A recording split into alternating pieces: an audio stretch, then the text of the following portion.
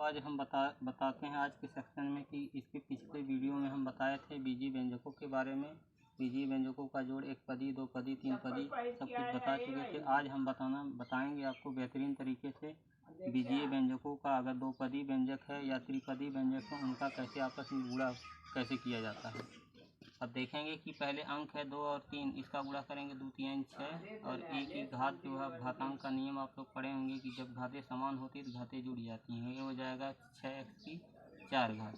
अब इसका इसमें गुणा करेंगे तो पहले अचर संख्या गुणा करेंगे 5 दूना 10 और ये कह रहे हैं a की 2 घात, a की 1 घात, a की 3 घात हो जाएगी और b अपने साथ लग जाएगा इसके साथ।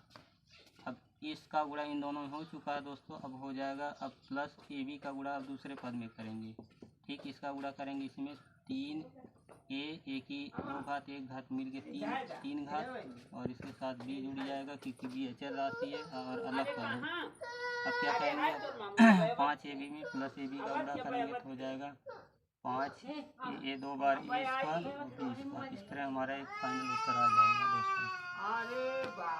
या हम इस तरह और शॉर्ट कर सकते हैं 6 a की 4 घात। अब देखेंगे कि a क्यूब b किस पद में है। a cube b 10 a cube b और 3a क्यूब b दोनों समान राशि हैं इसलिए जुड़ जाएगा, हो जाएगा 10 13 a की 3 घात b प्लस अब यहाँ लिख देंगे 5a स्क्वायर c स्क्वायर। ये पहला हल हो गया। अब इसी तरह हम दूसरा देखेंगे x प्लस यम कोष्ठक में x माइनस यम और दूसरे कोष्ठक में x square plus M square. अब की क्योंकि जानते हैं a plus B A minus B, कल एक हम समीकरण बताए थे कि a square minus B square बराबर होता है a प्लस बी, एक कोष्ठक में a माइनस बी। अब उसी नियम से ये हो देखिए x प्लस यम x माइनस यम, ये उसका हल करेंगे इस वाले फार्मूले से तो x स्क्वायर माइनस यम स्क्वायर हो जाएगा। एक क्वेश्चन दूसरे क्वेश्चन में x square plus M square. अब देख रहे हैं फिर वही चीज़ x स्क्वायर माइनस यम square, x square plus M square, वही दोनों चीज़ें समान, एक में प्लस एक में माइनस। फिर इसका स्क्वायर करेंगे, स्क्वायर का स्क्वायर कर देंगे x स्क्वायर माइनस यम का स्क्वायर तो हो जाएगा x की 4 घात माइनस यम की 4 घात। ये आपका फाइनल उत्तर आ गया दोस्तों। तीसरा भी ठीक उसी तरह है। तीसरा देखिए यम प्लस 3 यम, एक कोष्ठक में, दूसरा है यम माइनस 3 यम।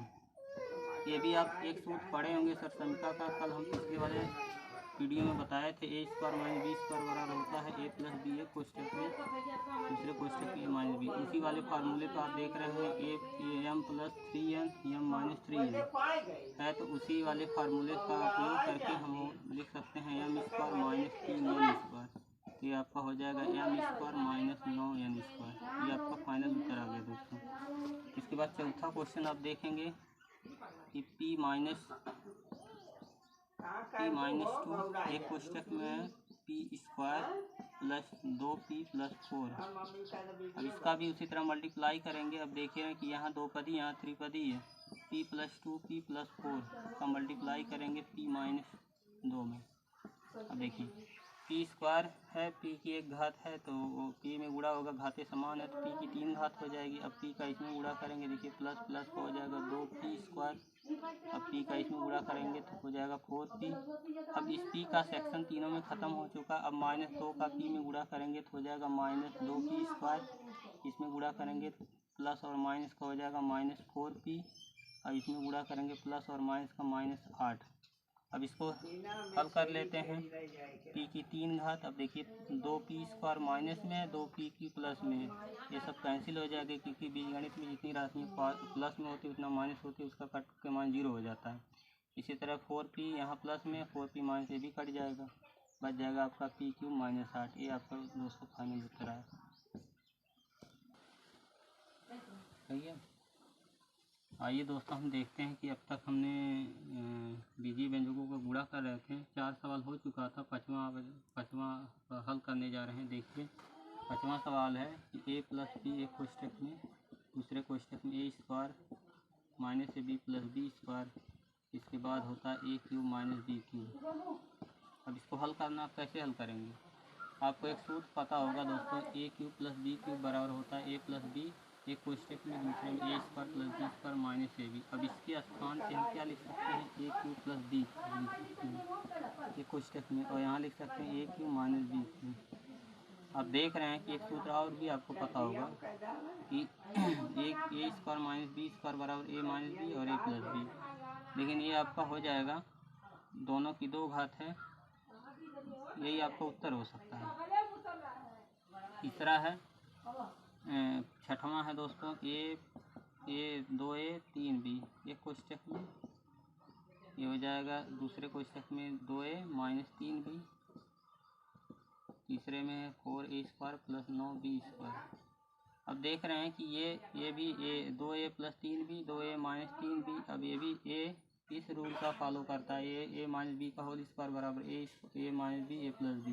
तो इसके स्थान पे हम लिख सकते हैं 2 का स्क्वायर 2a का स्क्वायर माइनस 3b का स्क्वायर।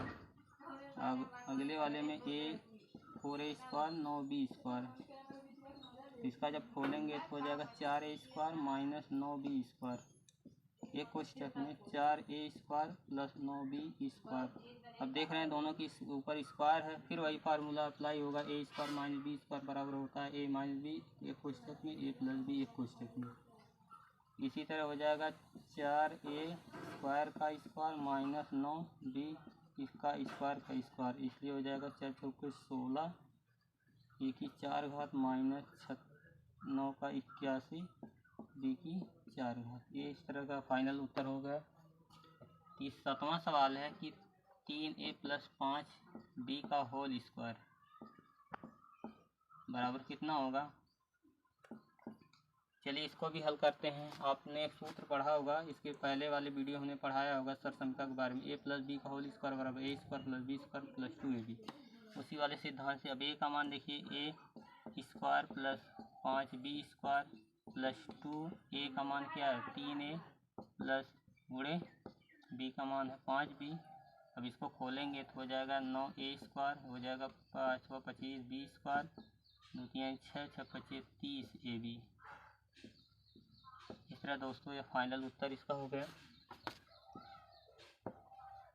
8वां सवाल है 3a प्लस 5b एक कोष्टक में 3a माइनस 5b एक कोष्टक में। इसको जब सॉल्व करेंगे तो इसके लिए सूत्र अभी हमने बताया था, ए स्क्वायर माइनस बी स्क्वायर बराबर ए प्लस बी एक कोष्टक में होगा, ए माइनस बी दूसरे कोष्टक में। सेम देखिए ए 3a plus 5b 3a minus 5b।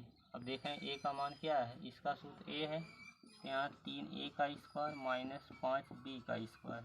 अब इसको खोलेंगे 3 3 का 9, इसका वर्ग करेंगे 9, ये इसका a स्क्वायर माइनस 5 5 का वर्ग 25 b स्क्वायर।